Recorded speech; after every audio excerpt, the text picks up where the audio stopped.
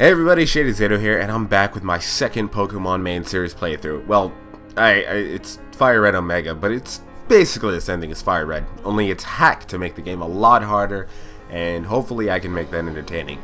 Now, a quick note, my friend Foamy is doing a FireRed Omega Nuzlocke, so you should check his out. It's great. I'll put a link in the describer thingy, and did I call it the describer? Oh wow. So, as the title indicates, this is not a Nuzlocke, this is a Wedlocke challenge, and for those of you who don't know, a Wedlocke is a variant of the Nuzlocke. This episode 0 is an explanatory video that'll explain the rules, because I feel that I didn't do a really great job doing it with my Pokemon Sapphire Nuzlocke. So this video is devoted to explaining the rules quickly and clear so I don't take up in-game time doing that. By the way, episode 1 will probably be out shortly after this one, and by that I mean that they're probably uploading in the same queue because I'm kind of meticulous about...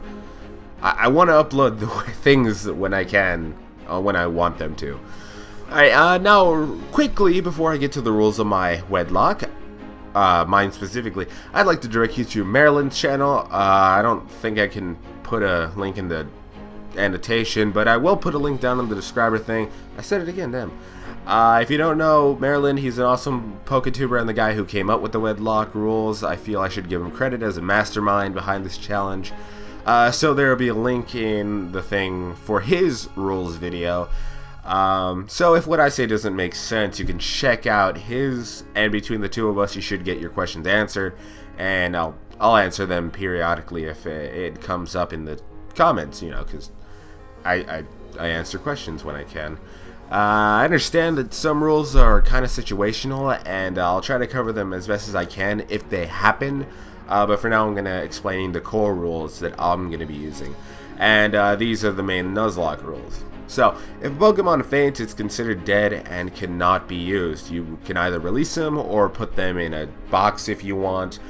Whichever's fine, but you can't use them. Now, there are some situations where you're going to have to use them. Say they're the last one that can use Surf, and you need Surf to move on. Well, you know, that's reasonable, but don't battle with them, basically. Rule number 2, and I'm going a little bit out of order than traditional Nuzlocks for the sake of the Wedlocke's modifications. So, Rule 2, I must nickname every Pokemon I catch. This is... So I get attached, and so if it faints and dies, I'm sad, and oh man, that I got plenty of that in my last playthrough. And then rule number 3, you can only catch the first Pokemon you encounter in each route, area, cave, town, etc.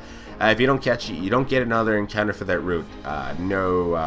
That's it, sorry.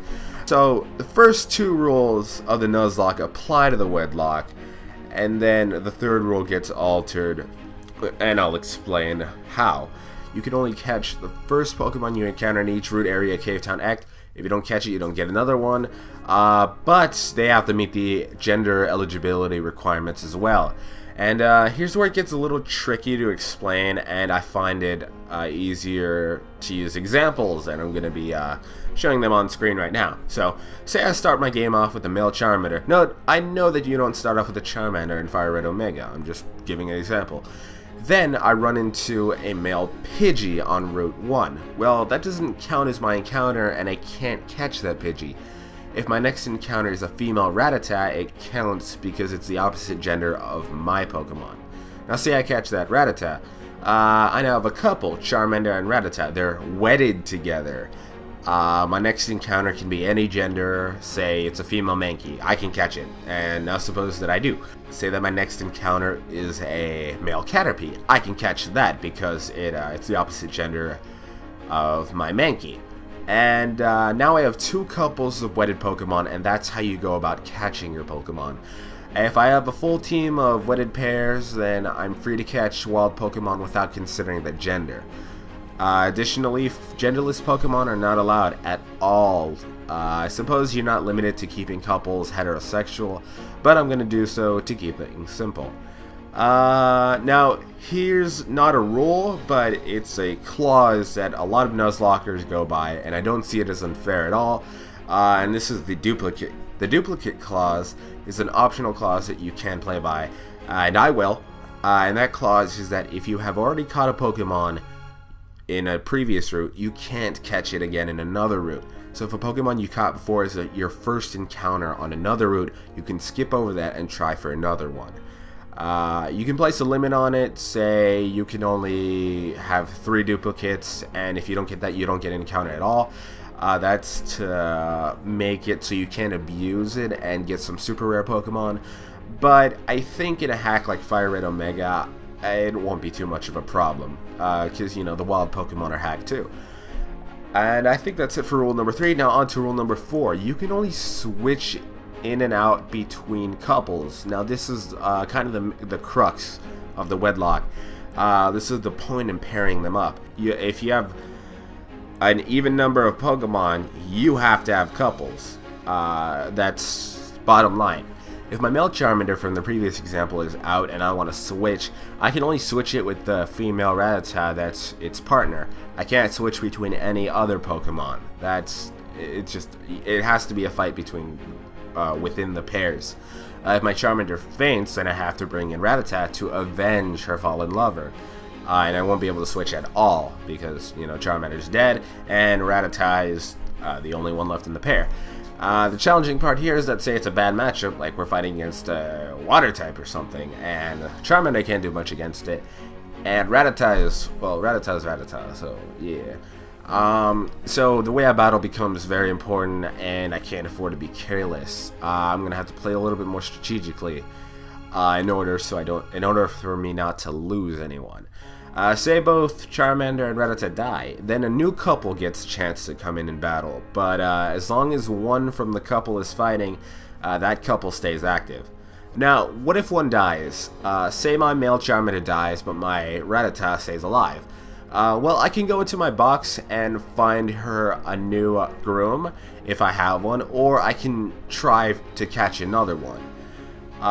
And that's how you're going to go about replacing pairs. Now, rule number 5 is an optional rule that you can't deposit Pokemon into your PC. This makes things harder, but I don't really feel like it'll help out with the challenge. It's already a hack that's harder, and you know, I really don't feel like it's going to add anything. But those are in the vanilla rules, and I feel I should include them in the rule set.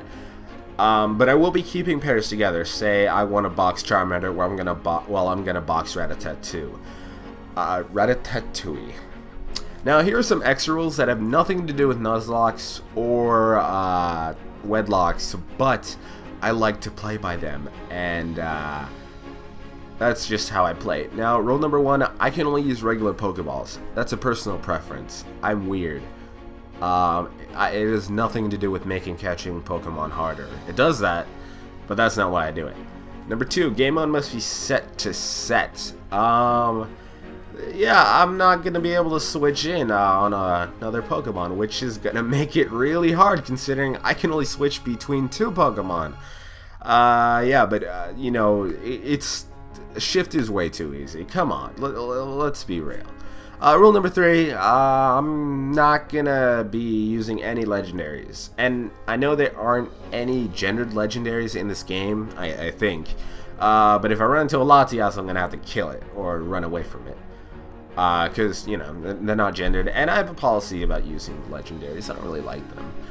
Well, I like them, it's just I don't like to use them in-game against, like, the NPCs.